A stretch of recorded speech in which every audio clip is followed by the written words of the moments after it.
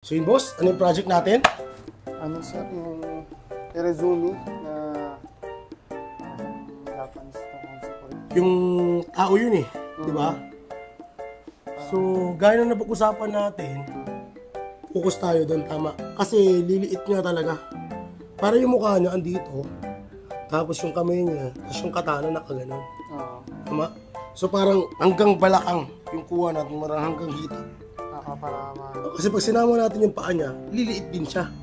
Magiging ganun din yung ulo. Tapos ang mangyayari, dahil niya meron siyang paa, yung background naman ang kakain ng the rest. Hindi katulad ng pag pinukus natin yung half body, may kita mo rito yung build ng kamay dito, tapos yung ulo niya, tapos yung buong katawan. Pero yung ano niya sir, sa nakarap pa rin siya dito? Oo, parang pa din. Oo, parang may nakatalikod eh. So, yun ang gagawin natin. Tapos yung pinaka-adlib natin sa background niya, ito gagamitin natin. Pero oriental base ha. Kasi ito medyo realism kasi, tama? So yung oriental natin, partero naman dito naman sa chest mo. So yung gagawin natin. So paano to? Mag-i-edit lang ako bossing ha. Ready ka na ba? Ready. Ready na ba? Ready na. So yun boss, ito yung design. Tingin mo. Ngayon, ito, may kulay yan syempre. Ito kasi kulay ng balat mo to, kaya hindi ko pinano. Kumbaga yung character lang, pinocus natin, tama? So dito, ipapakita ko lang yung ano, yung parang outcome niya.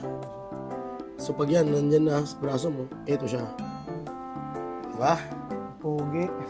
Good? Dali? So yung kulay yan na rin. Tapos ipapansin mo yung damit na geometric yung pattern yung gagamitin natin. Okay? Game tayo? Game. Good day mga pade at panibagong araw na naman. Ang project po natin dito mga boss ay isang custom design na oriental. Bali color po yung piyesang gagawin natin mga bossing at ilalagay ito dun sa itaas na part ng kanyang braso. Bali magiging dalawang session pala ito mga bossing. Gawa nga po ng meron pa tayong idudugtong doon sa kanyang ibabaw na balikat mga bossing. Kasi meron po siyang tattoo doon sa chest mga bossing. Katulad po na nasa video. Tapos yung gagawin natin. So magkakaroon pa po tayo ng isang session mga bossing. Nang sa ganun is papagdugtong natin to. So yun mga boss, ito yung project natin ngayong araw. So meron tayo rito mga half sleeve na colored oriental po ang piyesang gagawin natin mga bossing. So dito kung mapapansin ninyo, yung stencil natin para lapat na lapat po mga bossing. And then yung freehand na ginawa naman natin mga bossing para humabol naman po o magpit din dun sa braso ng ating bossing. At ito ang request ng bossing natin from UK. Kung alam nyo lang, take 2 na to eh. Hindi na record kasi. So muli, ang project natin mga bossing ay Japanese Oriental. Colored po ang bagsakan. Game! At ayun na nga, game na tayo. So ang project po natin ngayon mga bossing ay isang oriental na colored. Dito mga bossing ay meron po akong i-share. Lalo-lalo doon sa ating mga kaibigan na nagsisimula pa lang sa pagtatato para mabuo natin yung project na to. Unang-una na rito mga bossing, yung pag-stencil ng ating design. So ini-stencil natin yung design na yun mga bossing, tapos inilalapat sa balat, and then ipiniprihan po natin yung background. Ang isang paraan dyan mga bossing, kung meron naman po kayo malaking papel mga bossing, or kaya nyo mag-edit sa malaking papel mga bossing, ay pwede nyo na po isama doon sa pagkaka-stencil yung background na gagawin ninyo. At dito naman po sa ginagawa natin mga bossing, kapag tayo ay gumagawa ng oriental, ay lahat po ng linya o lahat ng kulay itim na makikita natin dito mga bossing ay inilalagay na natin. Nang sa ganun kapag tayo ay nagkulay ay hindi na po mamamansyahan yung mga kulay na ilalagay natin. Kumbaga doon muna tayo nag-focus nang sa ganun lahat ng kulay itim kung sakasakali man tayo ay maghuhugas ay hindi tayo papalit-palit kagad ng kulay. Nang sa ganun din ay hindi talaga po mamamansyahan yung mga piyesa ang ginagawa natin. Lalo kapag nagko-color tayo ha. At isa pang discarding mga bossing katulad ng makikita nyo sa video mga bossing is nagdikit tayo ulit ng panibagong stencil.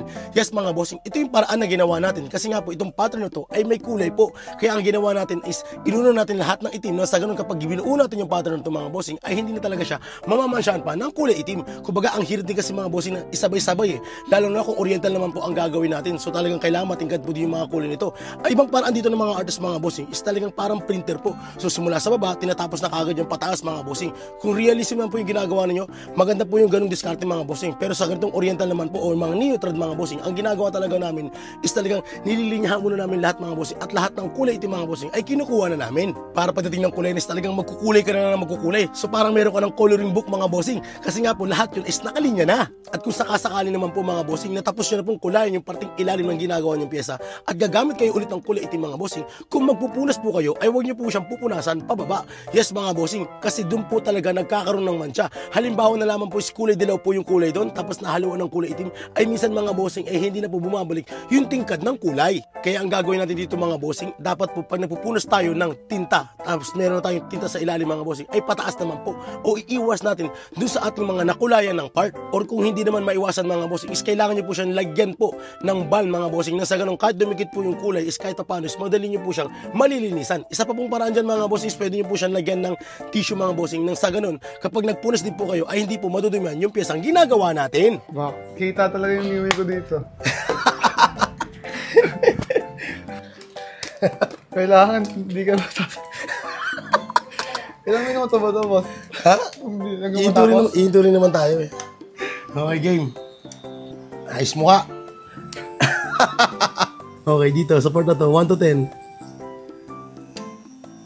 7. Uy, hindi pa masakit.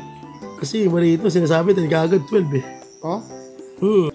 7 kasi may camera. Masabihin yun. Hindi mo sabihin yun. Wala naman malakas ka. Wala nga masabi.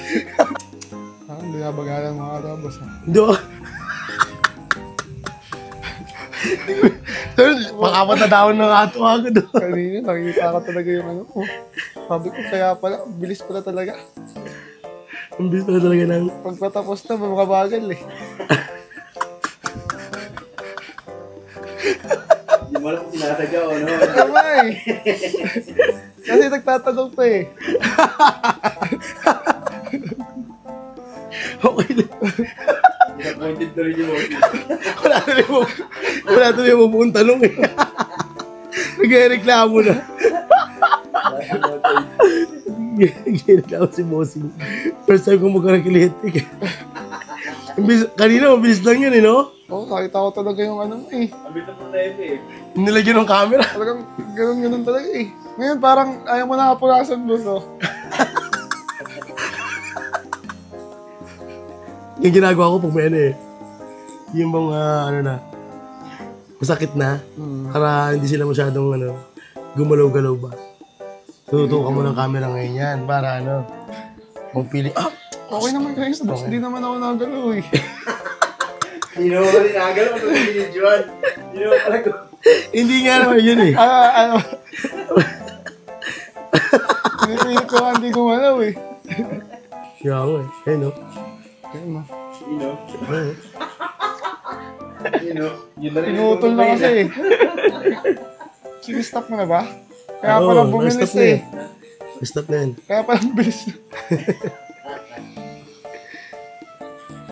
Parang totoo yung 12 eh. Totoo yung 12. In-stop mo na ba? Kasi akala natin bossing is tuloy-tuloy pa rin po. Ngayon binanggit namin kunyari is stop na. Kaya tuloy lumabas na talaga yung reaction niya. Tawa ko talaga rito sa ating bossing kasi dapat makabuo ako ng tanong. Ay hindi na ako nakabuo ng tanong. Kasi parang sinesermon na yung panya ako. Dahil nga po nung tinutukan daw ng camera is bumagal at lalo pang sumakit. So ito lang ating finished product mga boss. A total of 8 hours. O diba? Grabe ang tibay ni sir. Kahit na naubos natin yung lakas niya mga boss is talagang pilit pa rin niya pong ipinatapos yung project na to. So may mga may katanungan, message lang po sa ating Facebook page na rin na to. Yun lamang po. Maraming salamat!